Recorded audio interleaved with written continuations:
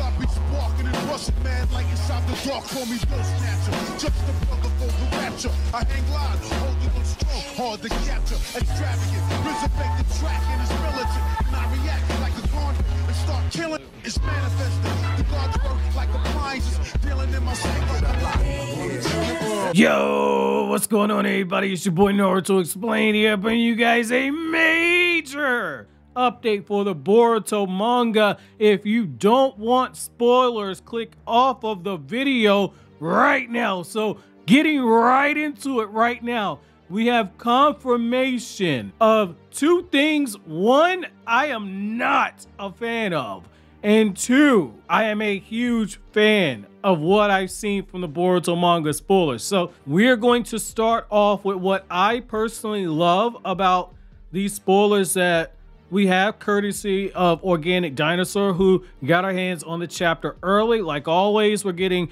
a flood of information, and as we get new information, I will update as I see things that grab my attention. So we got confirmation that our boy Boruto, we got to smoke that Boruto pack. And if you want to smoke that Boruto pack, I highly recommend going to the Naruto Explained Teespring and using the promo code PACK.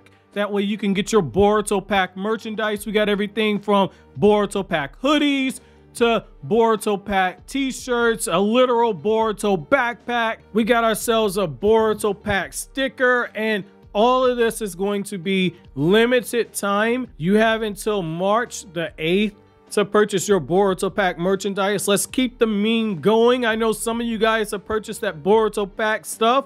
Use the promo code PACK at 20% off. But according to Organic Dinosaur, we have Naruto holding Boruto's lifeless body, and according to this redraw that we have, there's no karma seal on Boruto's body. We see Naruto, it looks like he is unable to move from the location that he was at. He's holding on to Boruto.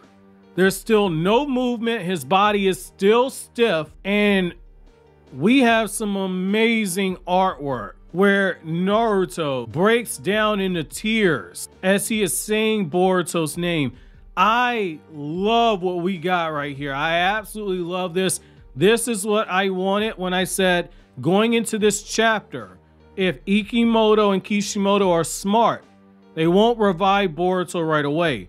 Let Boruto stay dead for a little while. Allow us to see some of the reactions, and that's exactly what we got right here. The scene, according to the redraw, has been slowed down where you see the teardrops beginning to well up inside of Naruto's eyes, and then you get the close-up of the man's mouth and you see the tears trickling down his cheek. Now, if you've been a long-time viewer of the channel, going back to 2018, or if you're really an OG and you go back to the Kryptonian Saiyan days, my main critiques that I've had with the Boruto manga is that Ikimoto would rush towards the impact shot. He wouldn't slow things down. He wouldn't live in the moment long enough. And I thought that he didn't maximize his panels. However, what Boruto as a manga typically did in the past was the way that things were paneled, it never really took advantage of manga as a medium, where there's certain things that only manga can convey.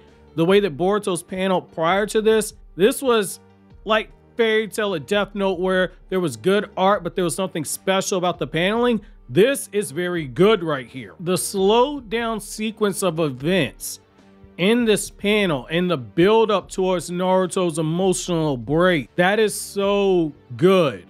And as Ikimoto's artwork begins to get more expressive, scenes like this are going to hit so hard in manga format. This was good paneling. I haven't seen the whole page spread, but just based off what we've seen right here, this is good paneling. This very good flow towards the impact shot of Naruto crying as he says Boruto's name. I cannot wait to actually see this in manga format, because Ikimoto might have messed around and drawn his best artwork for this entire series, and this is going to be setting the stage for something super emotional when the anime gets a hold to it, because you can bet your bottom dollar they're going to have the music, they're going to have the flashbacks, Naruto potentially holding Boruto as a baby, or some of the scenes that we saw in some of the openings where Naruto's holding Boruto's hand as he's a child. I cannot wait for the anime to get hold of this. Now, right now, I don't know if there are going to be any type of flashbacks, but what I do know is that Naruto, based off of the information and based off of the redraws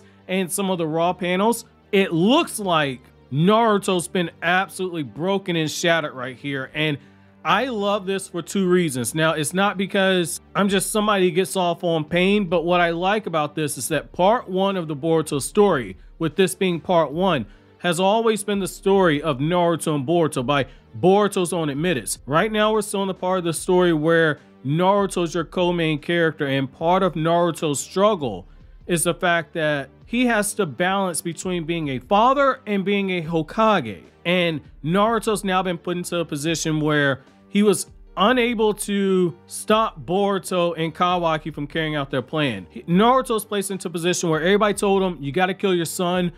But by the way, there are also several cyborgs out there who are stronger than Jigen. Code will become stronger than Jigen once he gets his limiters taken off, but you probably aren't going to be able to defeat Code either. Oh, and Boruto's Karma Seal progression is almost at 100%, and I got these pills. They'll slow it down, but this isn't going to be a cure. And now Naruto had to watch as Kawaki kill Boruto, and there was nothing that he could do. He was helpless to stop it. And to see Naruto breaking down right now, the same way that we had that panic attack in Boruto episode 220, we are getting the opportunity to see something similar in the manga, and I cannot wait to actually see this. Now, according to some of the other information that we have, we also know that Code has now taken Kawaki, and from the looks of it, Code has basically knocked out Kawaki, and he's in the process of taking off with them. And for people saying, well, why would Naruto allow that to happen? The thing I would say is, I understand where Naruto's coming from.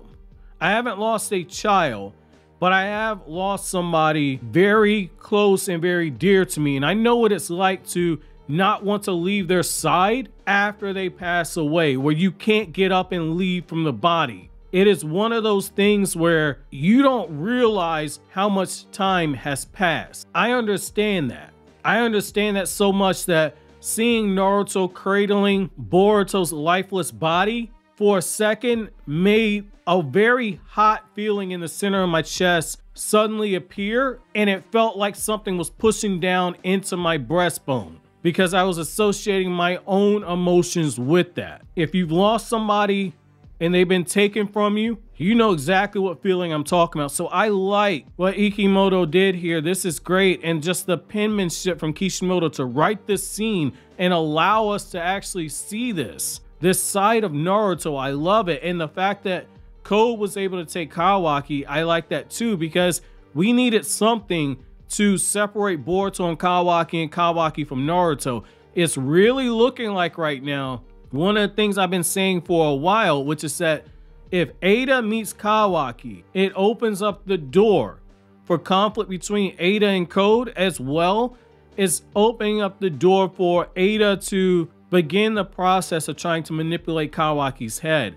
I think that that is something that is possible now. It's going to come down to execution, but I do think that that's one of the things that's being set up. Now, I'm not a huge fan of the way that Code actually takes off with Kawaki. I'm not a huge fan of the fact that Code was even able to render Kawaki unconscious, but I understand why it was chosen in this moment.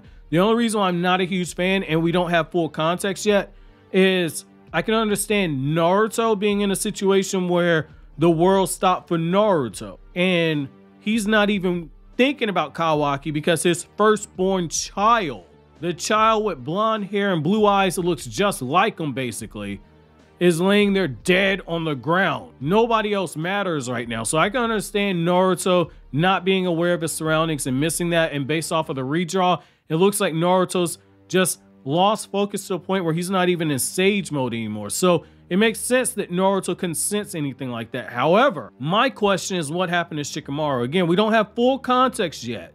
Once we get full context on the spoilers, I will be sure to update you on that. Right now, that's the one thing I'm not a huge fan of. Now, what I did see just based off of what Organic Dinosaur said in her tweet.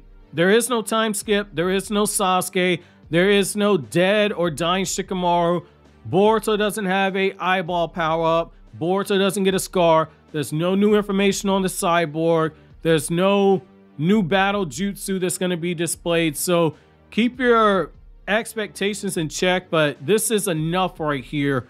Naruto's emotional breakdown. I like what we're getting right here. Again, once we get full context on spoilers, I will do another video and give you guys an update. But what I want to know from you guys is, how do you guys feel about smoking that Boruto pack now? What do you guys think? Let me know down in the comment section below. But as always, guys, like anything I had to say, don't forget to comment, rate, subscribe, and share. Thank you so much for watching to the end. Have an awesome day, guys.